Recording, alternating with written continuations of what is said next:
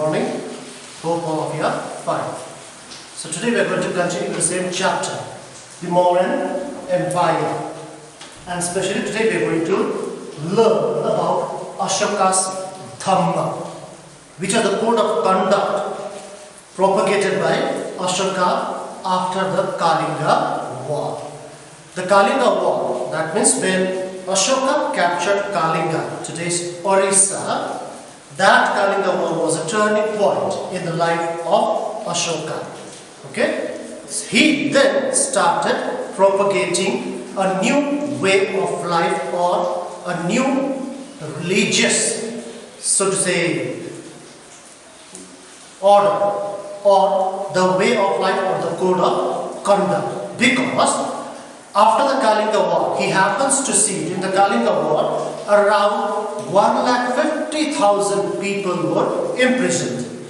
More than lakh were killed. And there were many people who were crippled, maimed and so on. Because of this Kalinga War, Ashoka's life changed. The turning point came in Ashoka's life. After the Kalinga War, what he felt, what he told was the real conquest. The real conquest was not by war. It is not war, okay? That means you cannot conquer somebody or some territory just by war. And if you want to conquer, that is, you have to conquer the heart of the people. So according to him, the real conquest was not by war, but by conquering the heart of the people. Heart of the people. Okay? And what he said was victory by what we call Dharma. Victory by Dharma was the real victory. Was the real victory. These were the ideas that Ashoka propagated after the Kalinga War, after he happens to see all the destruction of the places and the lives of the people.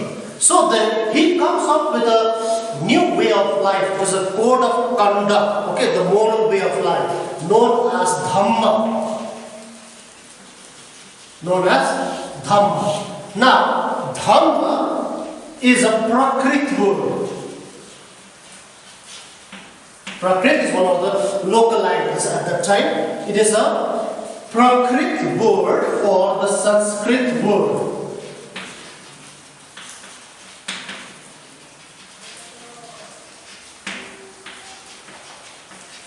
Dharma.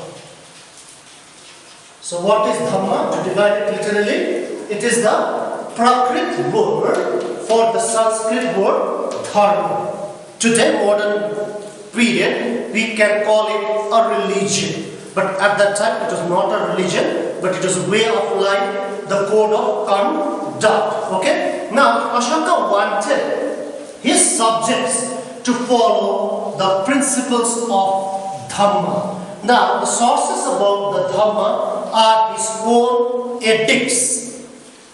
The sources to know about them are all the inscriptions which are there in the Ashokan pillars and Ashokan edicts. From all this, what we call places, we come to know about the new religious order which was started by Ashoka, known as Dharma, which is a Prakrit word for a Sanskrit word, Dharma. Now, Ashoka wanted his subjects, his people, to practice the following virtues. Number one, respect for elders. Okay? He wanted his subjects to follow these virtues or the principles. The virtues. First one, respect for elders. Next one, he wanted his subjects to follow ahimsa, which means non-violence. Ahimsa or non-violence. That means not to harm each other, etc. As I told you in the previous class, after the Kalinga War, what happens? Ashoka declares Buddhism as a state religion. Now one of the principles of Buddhism was non-violence or ahimsa. Third one, he wanted his subjects to practice the principles of toleration. Toleration to others, ideas, beliefs, etc. Religious beliefs and all. That means he wanted his subject to practice toleration to others' ideas, religious beliefs and so on. These was the virtues that Ashoka wanted his subjects to practice or follow in order to, it is one way of propagating his new way of life, the code of conduct known as Dharma. Added to that, what happens is, according to, there are certain principles of Ashoka's Dharma. Some of the principles of Ashoka's Dharma are A. Truthfulness. Truthfulness. That means, according to Dharma, once the person is practicing the principle of Dharma or following this way of life, had to be truthful or practice the principle of truthfulness. Second one was compassion. Compassion. He wanted the people to be compassionate to other people, other neighbors and so on. Added to that, he wanted them to practice the principle of charity. Principles of charity. Then purity. Purity of domestic life. Purity of domestic life. That means in the, what you call, when you are living in the society, you got to live a pure life and practice the principles of purity. That was there. Okay. Then self-control. Next one.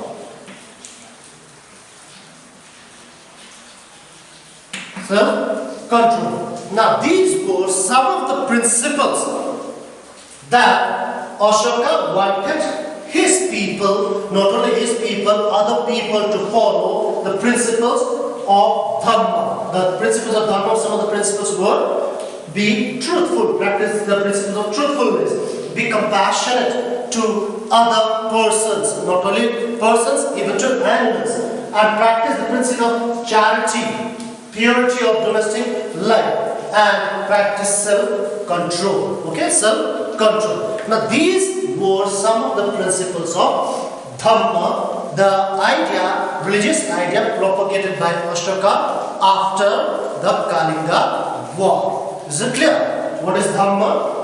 Dharma is a Prakrit word for a Sanskrit word Dharma. Okay? Now, Ashoka propagates Dharma, that is the way of life, the code of conduct that his citizens and other people within the empire and also in the foreign countries they had to practice or wanted them to practice, such as the principles truthfulness, compassion, charity, purity and self-control. And he also wanted his people, or he tried his level best to practice, cultivate these virtues amongst his citizens, such as respect for elders, practice non-violence, ahimsa, and become tolerant towards other religion. So in order to popularize his new way of life, the code of conduct, what he does is to spread Dharma. First and foremost, these principles are inscribed on the pillars,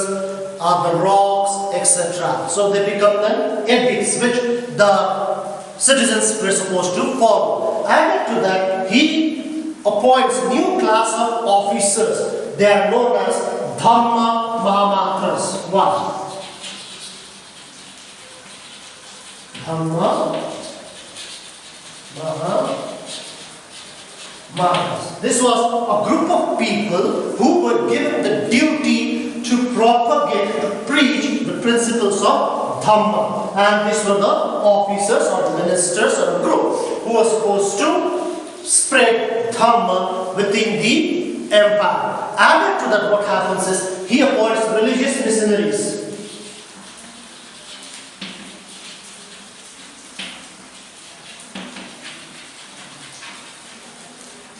He appoints religious missionaries in order to propagate, especially Buddhism, okay, along with Buddhism, his new way of life, Dharma, within the empire and also in the foreign countries such as Ceylon, which is today Sri Lanka, Macedonia,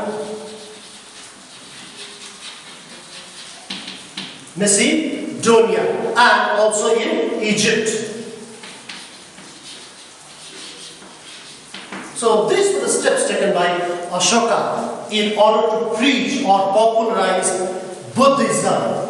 Also practice or preach about the Dharma. What he does is he appoints officers known as Dhamma Mahamatras who are supposed to propagate this way of life, the code of conduct started by Ashoka. And he appoints religious missionaries who were supposed to or who took the task of popularizing or preaching, propagating Buddhism in Ceylon, that is today Sri Lanka, Macedonia, Egypt. Not only religious missionaries, he also sends his own son and daughter to Sri Lanka in order to propagate, teach about Buddhism as well as his new code of conduct known as Dhamma.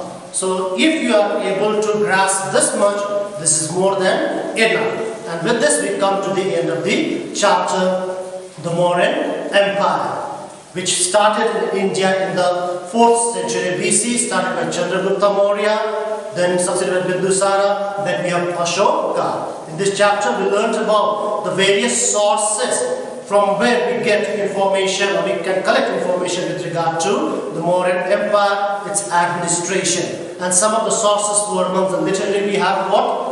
The book Indica written by Megasthenes, then Kautilya's Arthashastra, we have Vishakadatta's Mudra Rakshasa. These are the, after that we have the archaeological sources such as the Sanchi Stupa, the iron pillars, the Ashokan pillars and so on. Okay, then we saw about the administration which I did in the previous class, and this was left Ashoka's Dhamma. What was Ashoka's Dhamma? What are the virtues to be practiced and what are the principles of Ashoka's Dhamma. Okay, with that we come to the end of the chapter.